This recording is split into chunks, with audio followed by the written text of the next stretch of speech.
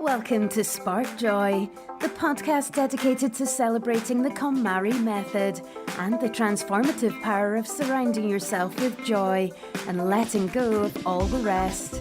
With your hosts and certified KonMari consultants, Kristyn and Karin. And now, here's the show. Welcome to the 2018 Spark Joy Highlights Show. We're very grateful for our dedicated listeners and those who joined in on the Spark Joy movement this year, or even as recent as last week. We hit some huge milestones. All in all, we have released 64 episodes, interviewed 49 guests, and covered all 5 of the signature KonMari clutter categories. And after surpassing 250,000 downloads this year, we're very close to hitting 500,000. We loved all of your feedback received via social media and email. You're doing some amazing things. Some of you told us that you listen to us while KonMariing your own homes, while commuting, or just getting some tips from our guests on living your best life. And please keep those questions coming. We use them to help us plan which guests to invite on our show and topics to explore. We love helping you make KonMari work for you by applying the method and fundamentals to your very specific clutter challenges. Before we jump into some of our favorite episodes of 2018, you know what's coming. It's time for a Joy Check, year in style. Karin, the big question is, what sparked the most joy for you in 2018? It was really hard to think about one thing in particular, so I thought of a couple of things in general. The first one is that I feel as though simplifying my life has given me the ability to focus on things that are really important. And it turned out that this year it was really important to have that time because my family did face a couple of health issues. My mother had a mild stroke. Thank God she recovered from almost completely fully and is doing great. My husband tore a tendon in his bicep and he's right now in a sling. And I have had migraine headaches for probably the last 10 years of my life. I'd wake up with them every day. This year has really brought home to me the miracle of modern medicine. First of all, my mom's recovery was totally due to great work by her doctors in the hospitals and our ability to actually address these kinds of traumatic events really quickly. My husband has had surgery, and back in the past, maybe not even that many years ago, what happened to him would probably have kept him from being able to fully use his arm for the rest of his life. But the surgery has made it so that once he's recovered, which will take a little while, he should be back to full capacity. And for me, this year, some new medications were released into the world that have essentially eradicated my migraines, which has just been amazing. I had, learned to live with them and work around them for all this time, but it was not easy. Now, of course, in hindsight, I realize how challenging it really was, but I'm just so grateful for the ability to access some of the wonderful things that are happening in our world instead of sometimes we tend to focus on things that are not so great going on. So I guess those are the things that I feel really grateful about. What about you, Kristyn? Well, it's very hard to look back at the year and figure out one thing that sparked the most joy. So I selected the one thing that not only sparked joy, but also had the biggest impact on my year. So that would be letting go of my W-2 9-to-5 corporate life that I have had since I think I was at year 14 when I let that career go. And it was not easy. It was not an easy decision. It was definitely an uncomfortable one, but it was one of those things that we always talk about where you have to get uncomfortable to grow, to open yourselves for new opportunities. So I actually changed my entire mindset on what I view as security when it comes to finances and jobs and success and all of those things. And I have now been able to execute my passion full time, which is something I've never been able to do. I felt I was always dividing my time in between two interests or a job and a second interest. So it's been really fun just taking the last, 5-6 months or so and really just focusing in on tidying, which I love. And a really intangible impact I just didn't expect at all was that I ended up losing weight during this process. I wasn't really putting a lot of attention on losing weight, but something about the release of that job helped me get over some mental barriers around that area of my health. So there's definitely some other factors there, but I feel like the timing was just too exact to not reference. So yeah, it definitely had a great impact on not only my day to day, but also just my mind. And it's allowed me to be really mindful as well, moving forward with my money and with my time and with my energy. So it's just been really great to just shift those priorities around. And yeah, that has to be the one, because that's something I've been trying to do for quite some time, well before KonMari even existed. And so now I actually have a job that I love. So that's the thing that sparked the most joy this year. Well, we definitely have a lot to be grateful for. And so it's super great that we can reflect upon those things at the year's end. Now that we've reflected on this year's joyful moments, it's time for a year-end review. We have a lot to cover today. We're going to start by highlighting our favorite shows and takeaways from this season of Spark Joy, which is becoming our annual tradition. Then we're going to give you a sneak preview of what we have in store for you next year. And then finally, we'll announce the 5 listeners who've won a signed copy of Marie Kondo's book, Spark Joy, an illustrated masterclass on the art of organizing and tidying up. Starting with our episode highlights, this part is really difficult because we've enjoyed all of our guests and all of our shows, and we've gotten lots of great feedback on so many episodes. So it was really hard to just choose a handful for us to share and highlight today. We're not only talking about episodes that we loved, we decided to select episodes that sparked joy and also had a significant impact on our lives. First up is our guest, Courtney Carver of Be More with Less and Project 333. You may know Courtney from the documentary Minimalism, a documentary about important things on Netflix, where she began to take control of her life, specifically her health, by significantly reducing the number of items in her closet. Here's Courtney in Spark Joy episode 39. Yeah, and it's just interesting to really notice what you are actually wearing, not what you want to wear, not what you think you'd like to wear, but what you are actually wearing. Now, you and I don't know each other. I don't know what you wear on a day-to-day basis, but I would almost bet money on the fact that if you and I spent 30 days together, you would still only be wearing definitely less than half of the clothes in your closet, probably way less than that. I think there are a lot of people that are already practicing Project 333 without even knowing it.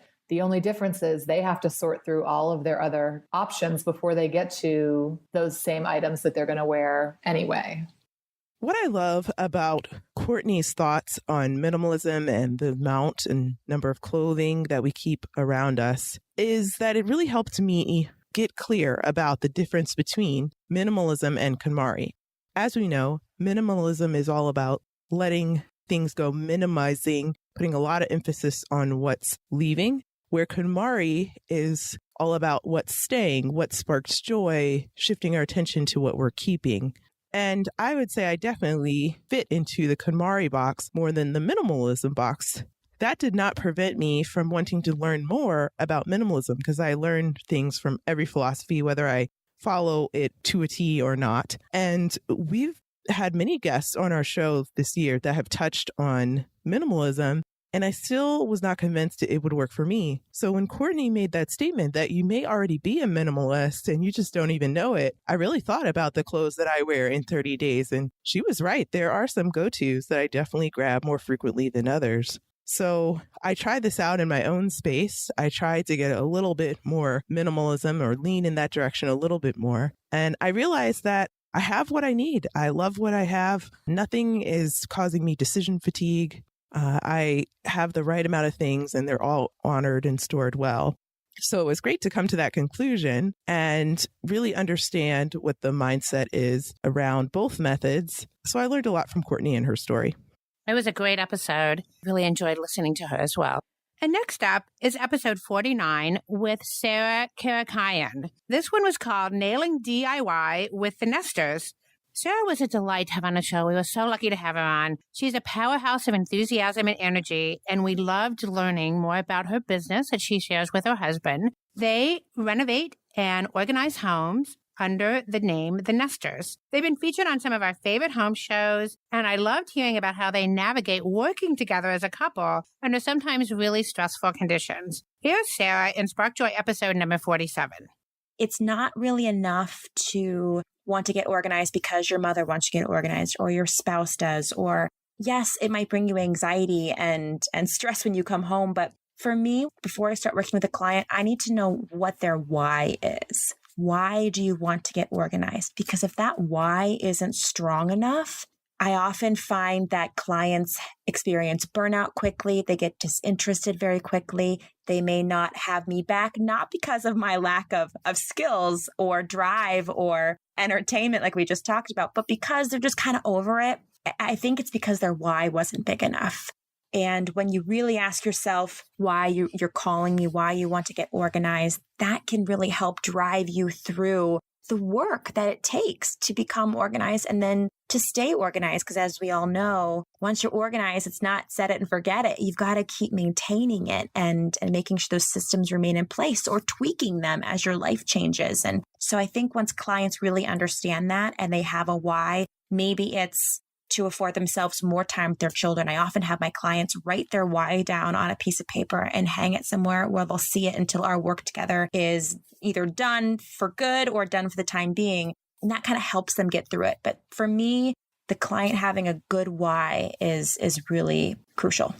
I really loved hearing Sarah talk about the why of getting organized. I think it's such an important question, and I definitely ask my clients this as we begin our work together, because I think identifying the why is one of those things that not only will give you your initial motivation for going through this process, because otherwise, why would you do this unless you had a really specific goal in mind? It also helps when the going gets tough to remember exactly why you started the process. And although, usually I use this as part of my work in organizing, it's really true of a whole lot of goals and projects or things that you're working toward. Asking the why, I think, is super important. And I really loved hearing about it from Sarah.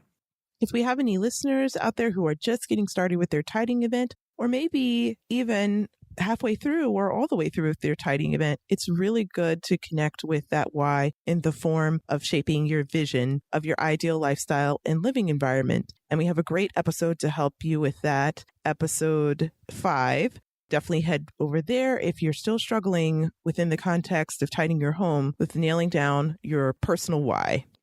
The next up is Jessica Butts, who was with us for episode number 48, Living Life in the Front Seat.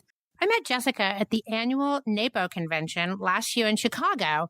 Now, NAPO is the National Association of Professional Organizers, and it was really great to meet other organizers who were doing the same type of work, but maybe with different philosophies. Jessica just blew me away with her style and her very straightforward approach to looking at some of the things that hold us back, some of the internal dialogues and some of the whys about our personality types and how we can work to overcome the ones that are not contributing to our goals and to work with the ones that are.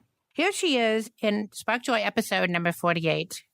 One of my favorite tools of all time are 90-day goals, 90-day sheets, making sure that you are focused 90 days out and nothing else gets done until those things are done. Mine sit right behind my computer. I'm staring at them right now. I look at them 50 times a day and it reminds me, right, nothing else until those get done.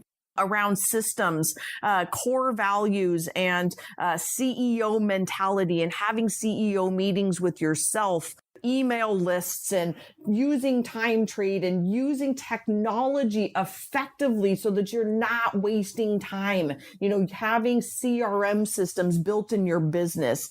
And then singular focus around your business, having a point of view, understanding what it means to compartmentalize your time, having a niche, who are your ideal clients. And so I think the two that I would highlight the most, they're my personal tips. I would say the first one is compartmentalization. That concept literally changed my life as a busy entrepreneur, is that I need to just get through one thing at a time. I only actually need to focus on 3 things in 90 days. I mean, I think it's a game changer for people.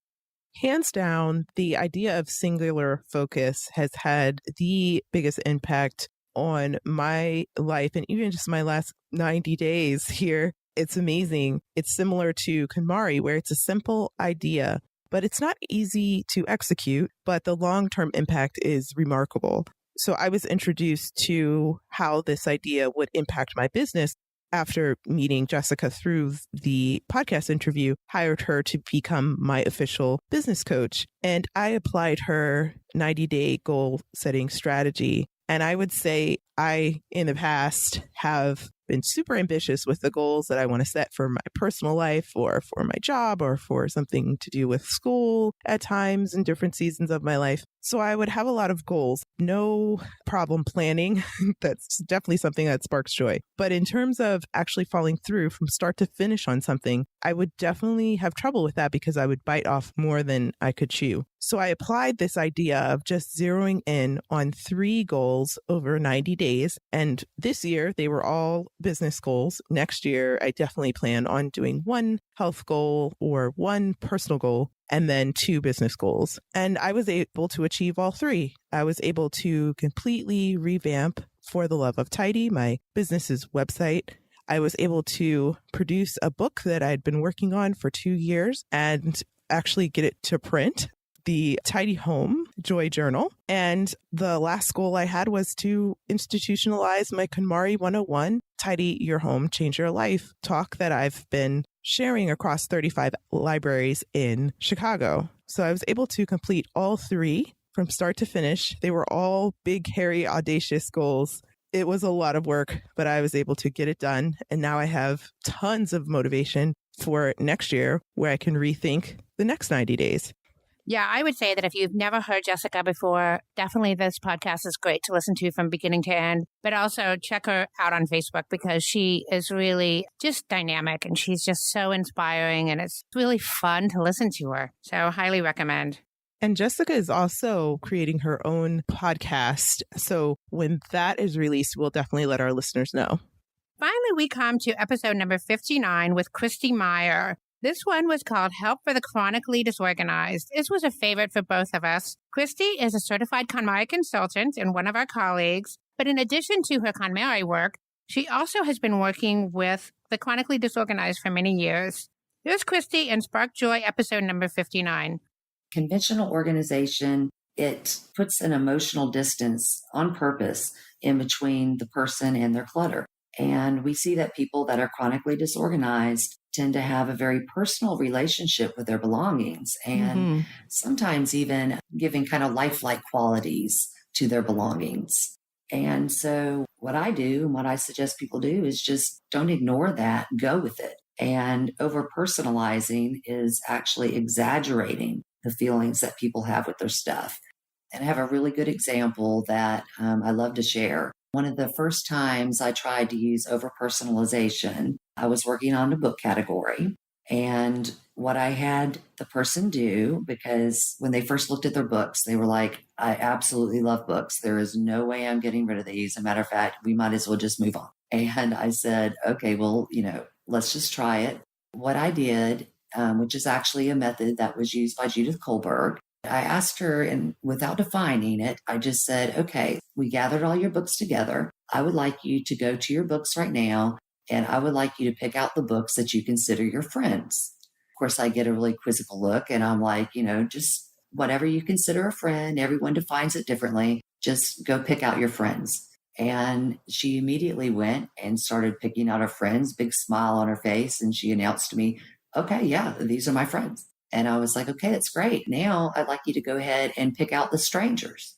And by that point, she realized, okay, she's not going to define it for me. So she just starts going through and she starts setting aside a big pile. And she said, okay, these are the strangers.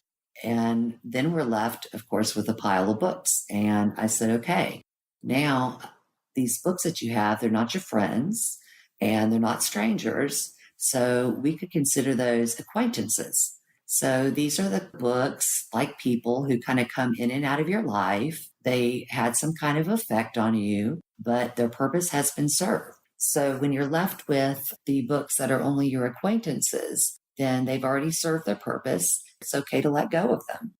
I use Kristi's tip regarding identifying the clothes that spark joy by calling them your best friends with my clients who have high volumes of certain items and are having trouble discerning joy. It's just such a great spin on the whole idea of keeping only those things that spark joy for you. So I really appreciated that as well.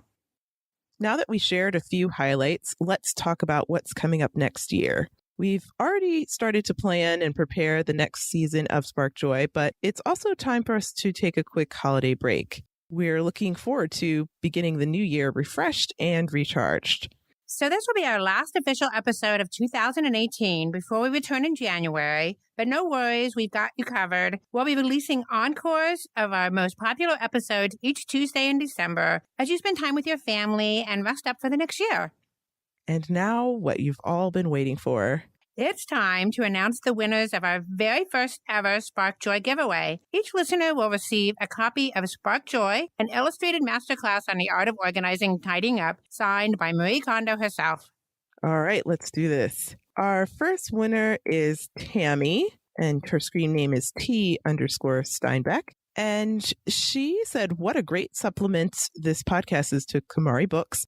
I spent time over the summer going through the KonMari process and was feeling great, but I needed to revisit some things.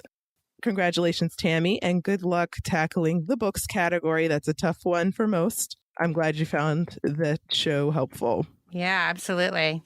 Next, we have Dustin, and his screen name is Dustin Sherrill. And Dustin mentioned that he loves listening to the show while he's going through his KonMari process. And he says, keep calm and KonMari on. I thought that was really cute. I love that. Next is Elizabeth, and her screen name is Elizabeth Swim. She's heard every episode of Spark Joy podcast, and her life is completely different. She says she's had a better sense of what she needs in her life and what is no longer supporting her values and vision for the future. Wow, that just sums it up right there, Elizabeth. Glad you're more connected to your best life. Next winner is Monica, and her screen name is Moneyroo123. She mentioned if KonMari was a religion, Spark Joy podcast would be my morning prayer. That's awesome. She said, wake up and be awesome. Every episode is pure gold, the inspiration I need not only to keep my tidying festival going, but to know I can do something towards my vision. Be better every day. That sums it up perfectly. Be better every day. Next winner is Lynn, and her screen name is Hope Filled. She said, if Spark Joy can do what we did and are still doing, I can do my thing. So he gave her a little bit of motivation there. So glad she's headed down KonMari Road.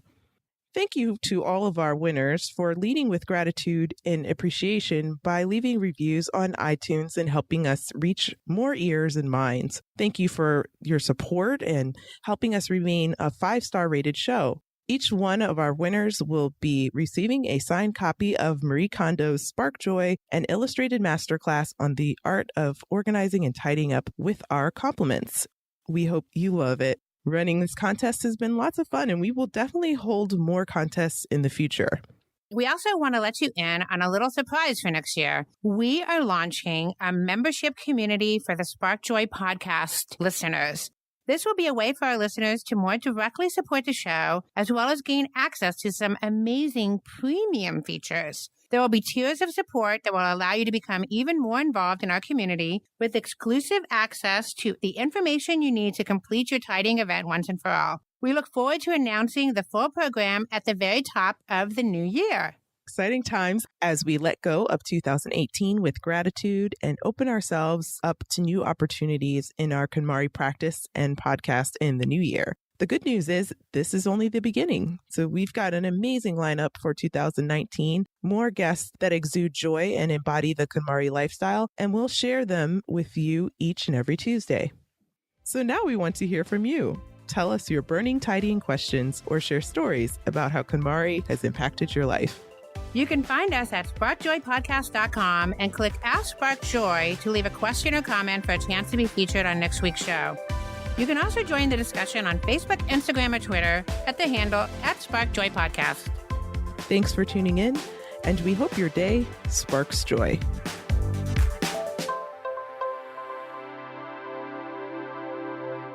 Thank you for listening to Spark Joy with your host Kristyn Ivy of For the Love of Tidy in Chicago and Karin Sochi of the Serene Home in New York City.